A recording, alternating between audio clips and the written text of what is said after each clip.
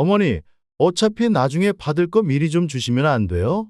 현관 앞에 선 남편의 얼굴을 본 순간 저는 심장이 철렁 내려앉았어요. 10년 만에 돌아온 사람. 10년 전 아무런 말도 없이 사라졌던 남자. 저는 믿기지 않는 눈으로 그를 바라보았어요. 초췌한 얼굴, 말라붙은 입술, 하지만 여전히 뻔뻔한 태도. 그가 떠올랐어요. 그날 밤 거실 테이블 위에 단 한 줄의 메모만 남겨두고 떠났던 남자. 미안해. 더 이상 못 살겠어. 알아서 잘 지내. 그게 마지막이었어요. 그 이후로 연락 한 통 없었어요. 그런데 지금 그가 돌아와서 한다는 말이 유산 좀 미리 주시면 안 돼요? 안녕하세요. 저는 45세 김정희라고 합니다. 서울 근교에서 작은 음식점을 운영하며 시어머니와 함께 살고 있었어요. 사람들은 많이 물어봤어요. 며느리가 시어머니랑 단둘이 산다고요? 힘들지 않으세요? 저는 단호하게 말했었죠. 아니요. 저는 어머니 덕분에 버틸 수 있었어요. 남편이 떠난 지 10년. 그는 바람이 나서 집을 나갔고 연락 한 통 없었어요.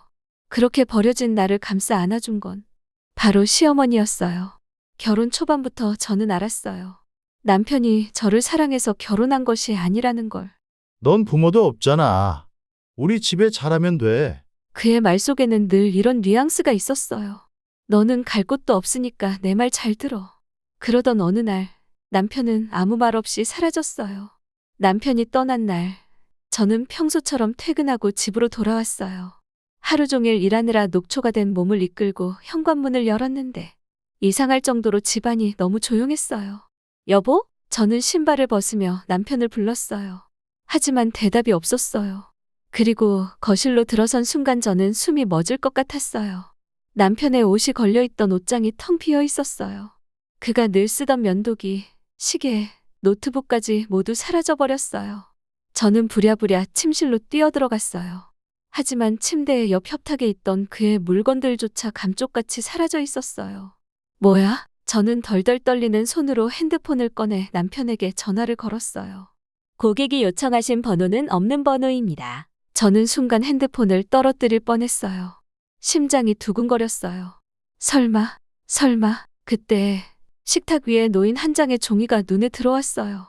저는 조심스럽게 다가가 종이를 집어들었어요. 거기에는 단 4줄만이 적혀 있었어요.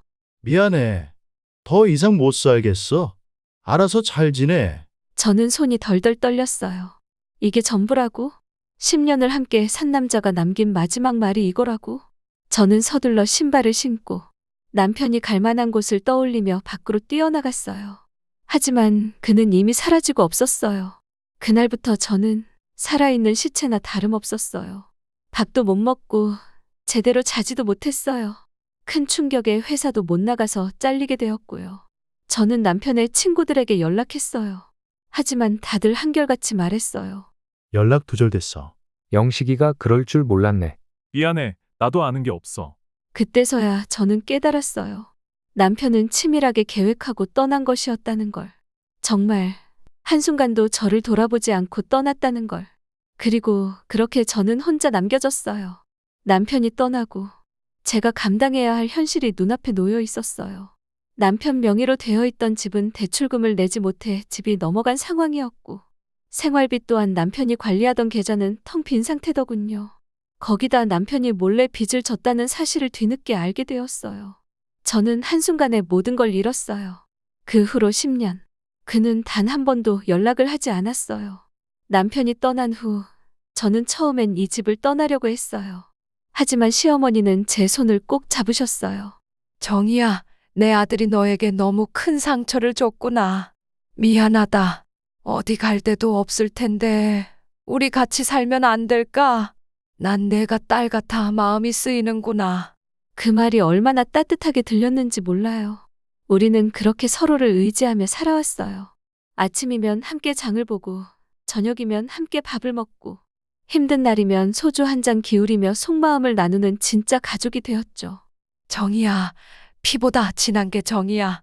알지? 네, 저는 그렇게 믿었어요. 하지만 그 믿음을 산산조각 내려는 사람이 나타났습니다. 바로 10년 만에 돌아온 남편. 저는 그를 바라보며 이를 악물었어요. 이 사람이 떠나고 나서 내가 어떻게 살았는데 10년 전 남편이 떠났을 때 저는 아무것도 가진 게 없었어요. 저는 맨몸으로 남겨졌어요. 시어머니는 노점 장사를 하며 저를 도와주셨고, 저는 새벽마다 식당 아르바이트를 뛰며 돈을 모았어요. 그리고 몇 년 후, 우리는 함께 작은 가게를 열었어요. 정인의 밥집, 비록 작은 가게였지만, 우리 둘이 함께 만든 가족 같은 공간이었어요. 그렇게 우리는 10년을 살아왔어요. 그런데 이제 와서, 내 목 좀 미리 주시면 안 돼요? 저는 차갑게 입을 열었어요. 너 지금 내가 무슨 말을 하고 있는지 알고 있긴 해? 남편은 짜증난다는 듯이 한숨을 쉬었어요. 정이야, 너랑 얘기할 필요 없어. 이건 우리 가족 문제야. 가족? 제가 헛웃음을 터뜨리려던 순간 시어머니가 조용히 입을 여셨어요. 내가 정말 그렇게 힘드니? 남편은 기다렸다는 듯이 고개를 끄덕였어요. 네, 어머니. 정말 힘들어요. 사채업자들이 저를 가만두지 않아요. 그래서 내가 내 돈을 가져가겠다고. 어머니, 저도 어머니 자식이잖아요. 저 좀 도와주세요. 저는 이를 악물었어요. 어머니는 너무 착한 분이었어요. 혹시라도 흔들릴까봐 저는 단호하게 나섰어요. 어머니, 이 사람한테 돈 주시면 안 돼요. 지금까지 한 번이라도 어머니를 찾았던 적 있어요? 남편은 저를 노려보며 낮게 중얼거렸어요. 너 진짜 변했네. 옛날에는 이러지 않았잖아. 그래, 난 변했어. 더 이상 바보같이 당하지 않으려고. 남편은 순간적으로 말문이 막힌 듯 보였어요. 하지만 그는 쉽게 물러나지 않았어요. 남편은 갑자기 싸늘한 표정이 되더니 낮은 목소리로 말했어요. 어머니, 다시 생각해 보세요. 법적으로도 저는 재산을 상속받을 권리가 있어요. 저는 등줄기에 소름이 돋았어요. 너 지금 어머니 협박하는 거야? 협박이 아니라 당연한 권리를 주장하는 거야. 시어머니는 미동도 하지 않으셨어요. 이제 이 사람은 가족이 아니라 위협적인 존재가 되어가고 있다는 걸 느끼고 있었어요. 남편은 마지막으로 시어머니를 바라보았어요. 어머니, 후회하지 마세요. 그리고는 문을 거칠게 열고 나갔어요. 문이 닫히고 거실에는 정막이 흘렀어요. 저는 한숨을 내쉬며 시어머니를 바라보았어요. 어머니는 한동안 아무 말도 없으셨어요. 손끝이 떨리는 걸 보니 충격이 크신 게 분명했어요. 저는 결심했어요. 한 번은 당해도 두 번은 당하지 않아. 감히 우리 어머니를 건드리려 해? 이제 더 이상 이 집을 빼앗기지 않겠어. 며칠 후 남편은 다시 찾아왔어요. 이번에는 선물이라도 들고 온 것처럼 뻔뻔한 얼굴이었어요. 어머니, 오늘은 밥 한 끼 같이 먹고 가려고요. 저는 소름이 돋았어요. 이제는 친근한 아들인 척하려는 건가? 시어머니는 여전히 복잡한 표정이었어요. 저는 남편의 태도를 지켜보며 한마디 던졌어요. 뭐 하러 또 왔어? 뭐긴 가족 만나러 왔지. 가족? 웃기지 마. 저는 팔짱을 끼고 냉정하게 말했어요. 10년 동안 어디 있었는데? 가족이면 최소한 연락은 했어야지. 그때는 사정이 있었어. 어떤 사정? 바람 피우고 도망친 거? 남편의 표정이 굳었어요. 그 얘긴 이제 좀 그만하자. 왜? 부끄러워? 아니, 과거는 과거일 뿐이니까. 저는 비웃었어요. 너한테는 과거일지 몰라도 어머니랑 나는 그 과거 때문에 10년 동안 고생했어. 남편은 시선을 피하며 시어머니를 바라봤어요. 어머니, 저 힘들어요. 사채업자들이 절 죽이려고 해요. 내가 그런 곳에서 돈을 빌린 게 문제지. 저도 어쩔 수 없었어요. 살기 위해서 그랬어요. 남편은 마치 눈물이라도 쏟을 것처럼 눈을 적셨어요. 어머니, 저 좀 도와주세요. 유산 일부만 미리 주시면 완전히 새 사람이 될게요. 저는 그제야 이 인간이 진짜 원하는 게 뭔지 확실하게 깨달았어요. 그는 마음속에 어머니를 걱정 따윈 없는 인간이었어요. 그가 원하는 건 오직 돈뿐이었다는 걸. 저는 곧바로 어머니를 바라보았어요. 어머니, 저 사람 말 듣지 마세요. 하지만 시어머니는 쉽게 대답하지 않으셨어요. 저는 속이 타들어갔어요. 어머니, 이 사람 지금 어머니 돈 없으면 다시 사라질 거예요. 정이야, 그래도 이 아이가 힘들다잖니? 저는 시어머니의 흔들리는 목소리를 듣고 머리가 띵해졌어요. 이 인간이 어머니의 모성을 이용하고 있었어요. 저는 바로 시어머니의 손을 꼭 잡았어요. 어머니, 10년 동안 이 사람이 연락 한 번 했나요? 병원에 입원했을 때, 약값이 없어서 힘들어할 때, 가게 장사가 안 돼서 폐업 위기였을 때 이 사람 어디 있었어요? 시어머니는 눈을 감으셨어요. 저는 마지막으로 한마디를 덧붙였어요. 어머니가 지켜야 할 사람은 저 사람이 아니라 저와 어머니 자신이에요. 그 순간 시어머니의 눈빛이 단단해졌어요. 그래, 정희 말이 맞다. 저는 안도의 한숨을 내쉬었어요. 그러나 남편의 얼굴이 점점 일그러졌어요. 좋아요. 이렇게 나오시겠다. 갑자기 남편이 태도가 달라졌어요. 처음에는 착한 척, 불쌍한 척을 하더니 그럼 법적으로 가볼까요? 저는 그 순간 등줄기가 서늘해졌어요. 법?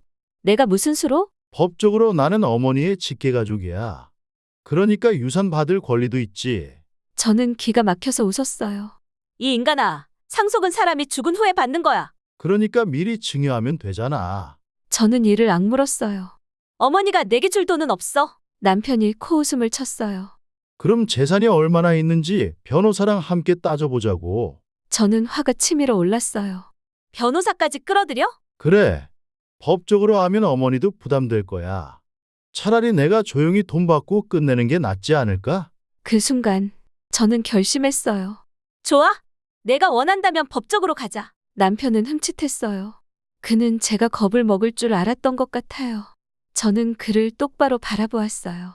한 푼도 못 가져갈 테니까. 며칠 후 법원에서 서류가 날아왔어요. 상속 재산 분할 청구 소송. 남편이 진짜로 법적 대응을 시작한 것이에요. 저는 손끝이 떨리는 걸 느끼며 서류를 바라보았어요. 정희야, 이게 뭐니? 시어머니가 불안한 얼굴로 물으셨어요. 저는 이를 악물며 서류를 펼쳤어요. 원고 김영석, 피고 최옥분 이정희. 청구 내용 모친 재산에 대한 상속분 요구, 가게 운영 수익 일부 반환 요구. 저는 헛웃음을 지었어요. 이제는 가게까지 자기 몫이라 우기는 건가? 어머니, 걱정 마세요. 절대 질 일 없어요. 그날 바로 변호사 사무실로 향했어요. 변호사는 서류를 살펴보더니 단호하게 말했어요. 걱정 마세요. 남편분이 승소할 가능성은 거의 없습니다. 정말인가요? 네. 상속 재산은 본인이 기여한 부분이 없으면 청구할 수 없어요. 더군다나 10년 동안 연락 한 번 없다가 갑자기 나타나서 요구하는 건 법적으로도 인정받기 어렵습니다. 저는 안도의 한숨을 내쉬었어요. 소송이 시작된 후 남편은 더욱 뻔뻔해졌어요. 이제는 대놓고 협박하기 시작했어요. 정희야, 나야. 뭐야? 너 진짜 이렇게까지 할 거야? 내가 먼저 한 짓이잖아. 어머니, 저예요. 제발 한 번만 다시 생각해 주세요. 너랑은 할 말 없다. 어머니, 저 진짜 죽을지도 몰라요. 넌 그 말을 할 자격이 없어. 이제는 매일같이 전화가 왔어요. 심지어 새벽에도, 장사 중에도 울렸어요. 결국 저는 남편의 번호를 차단했어요. 하지만 남편은 다른 방법을 택했어요. 동네에 가짜 소문을 퍼뜨리기 시작했어요. 일부러 동네 어르신들에게 접근해서 저는 어머니를 모시고 싶었는데 며느리가 반대한다 라고 말하고 다녔어요. 일부 동네 사람들이 시어머니에게 자식이 최고지, 너무 정희 씨만 믿지 마세요 라고 속삭이기 시작했어요. 어머니는 동네 사람들의 수군거림을 듣고 괴로워했어요. 정희야, 혹시 내가 잘못하고 있는 걸까? 저는 어머니의 손을 꼭 잡았어요. 아니요, 어머니. 저 사람은 가족이 아니에요. 우리를 이용하려는 거예요. 그래도 저 아이가 불쌍하잖니. 어머니가 불쌍해야죠. 어머니 돈 노리고 오는 인간이 불쌍한 게 아니에요. 저는 단호하게 말했어요. 며칠 후 가게에서 장사를 하고 있는데 문이 거칠게 열리더니 한 남자가 안으로 들어왔어요. 남편이었어요. 여기 사장 나오라고 해. 저는 깜짝 놀라 고개를 돌렸어요. 너 대체 왜 이러는 거야? 뭐긴 내 목 받으러 왔지. 내 목? 이 가게 어머니 돈으로 차렸잖아. 나도 일부 받을 권리 있지. 손님들이 웅성거리기 시작했어요. 이거 봐. 저 여자 시어머니 돈으로 가게 차린 게 맞잖아. 저는 머리가 띵했어요. 이제는 공공장소에서 나를 망신 주려는 건가? 이제 곧 법원에서 보자고, 정희 씨. 저는 차갑게 말했어요. 그래, 법원에서 보자. 내가 어떤 준비를 하고 있는지 너도 알게 될 거야. 그날 이후 남편은 더 이상 가게에 나타나지 않았지만 동네에서는 저희 가족 일이 매일 입에 오르내렸어요. 저는 점점 불안해졌어요. 저 인간이 이렇게 쉽게 물러날 리가 없었거든요. 그리고 결국 예상대로였어요. 그날 밤 저는 남편의 움직임을 확인하려고 사설 탐정을 고용했어요. 그리고 충격적인 사실을 알게 됐어요. 남편이 사채업자들에게 어머니 명의로 대출을 받으려 하고 있었어요. 그뿐만 아니라 어머니 집을 담보로 사채를 빌리려는 정황까지 포착됐어요. 우리 어머니 집 시세 꽤 나가요. 담보 잡으면 돈 많이 빌릴 수 있을 겁니다. 저는 그 녹취록을 들으며 몸이 덜덜 떨렸어요. 이 자식, 진짜 인간도 아니구나. 저는 즉시 변호사에게 연락했어요. 변호사님, 이거 증거로 제출할 수 있죠? 네. 이제 남편분이 어떤 식으로든 도망칠 길은 없습니다. 며칠 뒤 경찰이 남편을 체포했어요. 사기미수, 부동산 사기 시도, 사체 연루 혐의. 법정에서 남편은 마지막까지 발악했어요. 어머니, 한 번만 용서해 주세요. 하지만 시어머니는 그를 냉정하게 바라보셨어요. 넌 이제 내 아들이 아니다. 그 순간 남편은 무너졌어요. 무릎을 꿇고 오열하며 소리쳤어요. 어머니, 한 번만, 제발. 하지만 어머니는 단호하게 돌아서셨어요. 저는 어머니의 손을 꼭 잡았어요. 이제 끝이 났어요. 법정에서 패소한 남편은 모든 걸 잃었어요. 사기미수, 부동산 사기 시도, 사체 연루 혐의까지 추가되면서 그는 완전히 나락으로 떨어졌어요. 그가 법정에서 마지막으로 남긴 말은 어머니, 한 번만 용서해 주세요. 하지만 시어머니는 단호했어요. 넌 이제 내 아들이 아니다. 그 순간 남편은 무너졌어요.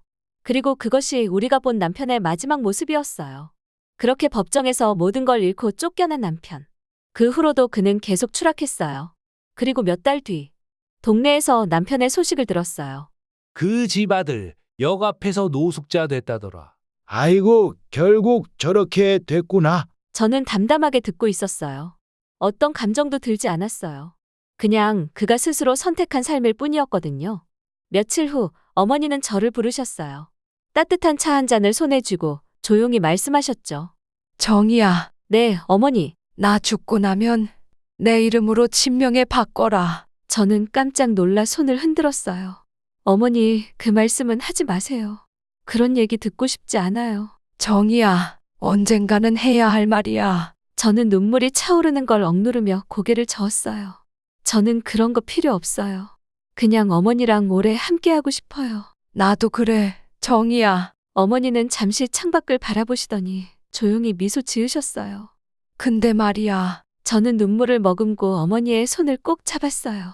내가 내 곁에 있어줘서 나는 정말 행복했다. 그 순간 저는 참았던 눈물을 쏟아냈어요. 이 세상에 부모님 없는 저를 어머니는 끝까지 지켜주셨어요. 어머니, 저는 어머니 없으면 안 돼요. 아니야, 넌 강한 아이야. 그리고 넌 더 행복해질 자격이 있어. 그날 밤 저는 어머니의 손을 꼭 잡고 잠들었어요. 어머니는 오래전부터 바다를 보고 싶어 하셨어요. 그래서 저는 마지막이 될지도 모를 여행을 계획했어요. 정희야, 행복하니? 네, 어머니 덕분에요. 그럼 됐어. 어머니는 잔잔한 미소를 지으며 바다를 바라보셨어요. 그 순간 저는 깨달았어요. 어머니와의 시간은 한정되어 있지만 그 사랑은 영원할 것이라는 걸. 어머니는 어느 날 조용히 잠들듯 떠나셨어요. 제 곁에서 평온한 얼굴로. 저는 한동안 아무것도 할 수 없었어요. 하지만 어머니가 남긴 마지막 말이 떠올랐어요. 정희야, 넌 더 행복해질 수 있어. 저는 눈물을 닦고 다시 일어섰어요. 어머니가 바랐던 대로 제 삶을 살아가기 위해. 어머니가 떠난 후 저는 여전히 가게를 운영했어요. 하지만 어머니가 없는 공간은 너무나도 허전했어요. 그때 가게 문이 열리더니 자주 오던 한 아이가 다가왔어요. 이모, 저 오늘도 왔어요. 작은 목소리. 그 아이는 늘 혼자였고 부모도 보이지 않았어요. 저는 그 아이에게 따뜻한 밥을 내주었어요. 그리고 시간이 지날수록 저는 깨닫게 되었어요. 가족이란 혈연이 아니라 마음으로 이어지는 것이라는 걸. 저는 그 아이를 정식으로 입양했고 그 순간 어머니가 제게 해주셨던 사랑을 다시 베풀 수 있다는 걸 깨달았어요. 이제 우리가 가족이야. 저는 아이의 손을 꼭 잡았어요. 가족이란 피로 맺어지는 것이 아니라 서로를 지켜주고 함께 살아가는 것이란 걸. 저는 더 이상 과거를 돌아보지 않기로 했어요. 이제는 저는 이 아이와 함께 새로운 미래를 향해 나아갈 거예요. 어머님이 주신 사랑을 이 아이에게 전부 전해줘서 제가 느낀 사랑을 이 아이가 느낄 수 있도록 말이에요.